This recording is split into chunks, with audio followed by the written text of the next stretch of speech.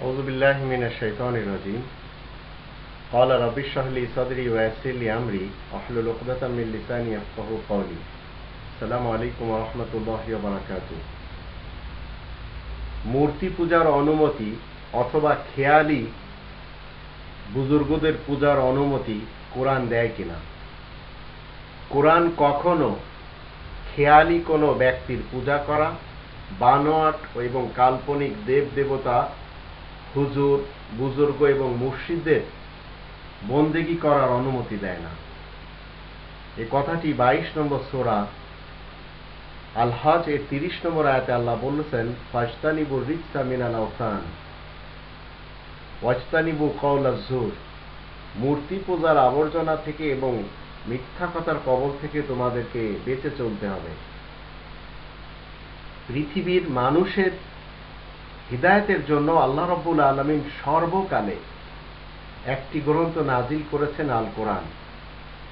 মানুষ যতদিন পৃথিবীতে ছিল ততদিন ধরে এই কোরআনের ব্যাপারে যারা মনে করছেন যে শুধু 1400 বছর ধরেই পৃথিবীতে এসেছে, তারা ভ্রান্ত মতবাদ নিয়ে আছেন।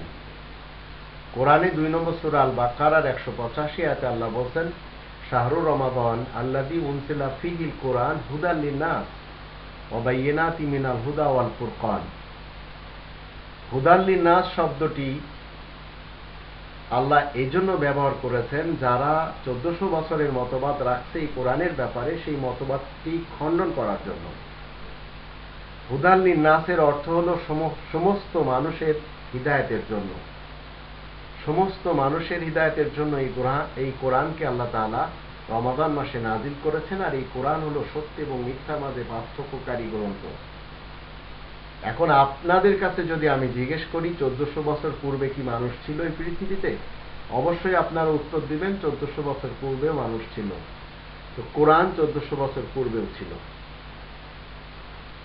মানুষ যতদিন ধরে এই পৃথিবীতে কোরআন ততদিন ধরে। 1400 বছরের পূর্বে যদি আপনি মনে করেন মানুষ ছিল না, তাহলে আপনাকে প্রুফ দেখাতে হবে। কিন্তু কোরআন বলছে দুনিয়ার প্রথম দিন থেকে প্রথম রমজানে নাজিল করা হয়েছে। মানুষের সামনে সবসময় কোরআন ছিল। কোরআনের পূর্বে কোনো গ্রন্থ ছিল না, আর কোরআনের পূর্বে কোনো কিতাব এবং কোনো জ্ঞানের উৎস এই পৃথিবীতে পাঠানো হয়নি। পৃথিবীতে যত গ্রন্থ আপনি এবং আমি দেখছি, এগুলি সব ধর্মগ্রন্থ হোক অথবা পৃথিবীতে মানুষের লেখা যত গ্রন্থ হোক না কেন, সবই কোরআনের পরের গ্রন্থ। বাইবেল হোক, আভেস্তা হোক, গুরু গ্রন্থ হোক, বেদ হোক, উপনিষদ হোক, গীতা হোক, এগুলি সব কোরআনের পরের গ্রন্থ। কোরআন এই ব্যাপারে চ্যালেঞ্জ করে 46 নম্বর সূরা আল আহকাফের 4 নম্বর আয়াতে, যদি তোমাদের সত্য বলার দাবি থাকে তাহলে তোমরা এমন একটি গ্রন্থ এনে দেখাও যে গ্রন্থটি লেখা থাকবে, যে গ্রন্থের মধ্যে যে আমি কোরআনের পূর্বেকার গ্রন্থ, এবং এমন একটি জ্ঞান এনে দেখাও যে জ্ঞান বলবে আমি কোরআনের যে জ্ঞান রয়েছে তার পূর্বে কোন গ্রন্থের জ্ঞান। ইতুনি বিকিতাবিম মিন ক্বাবলি হাযা আও আসারাতি মিন ইলমিন ইন কুনতুম সাদিকিন। কিন্তু কেউ পারেনি আজ পর্যন্ত, আগামীতে কেউ পারবে না। আল্লাহ যেমন একজন, তার গ্রন্থ একটি।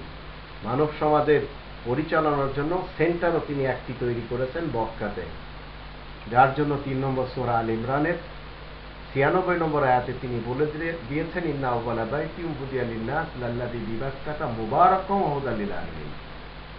দুনিয়ার প্রথম ঘর, প্রথম কেন্দ্র, প্রথম সেন্টার, প্রথম সংসদ আল্লাহ তৈরি করেছেন মক্কাতে, মানুষকে হিদায়াত যেন করতে পারে, এবং সে ঘরটি সর্বকালের হিদায়াতের ঘর, পবিত্র। তারপরে আজ যারা মূর্তি পূজা করে যাচ্ছেন, ইমেজ পূজা যারা করে যাচ্ছেন, বিশেষ করে হিন্দু সমাজের ভাই বোনদেরকে আমি বলতে চাই, তারা যে ভগবদ গীতার অনুসারী হিসেবে নিজেদেরকে পেশ করছেন, এই ভগবদ গীতার 7ম অধ্যায়ে 20 নম্বর অনুচ্ছেদে মূর্তি পূজা করার বিপক্ষে লেখা রয়েছে। আবার আপনারা নোট করে নিন, যদিও সাধারণ হিন্দুদের ক্ষমতার বাহিরে শ্রীমদ্ ভগবদ গীতা এই গ্রন্থ পড়ার এবং এই গ্রন্থ দেখার বা ছোঁয়ার। আবার যজুর্বেদের 32 নম্বর অধ্যায়ের 3 নম্বর অনুচ্ছেদে লেখা আছে, সর্বশক্তিমান স্রষ্টার কোনো প্রতিকৃতি নেই, তার কোনো ফটো নেই, মূর্তি নেই, ছবি নেই, ক্যালিগ্রাফি নেই।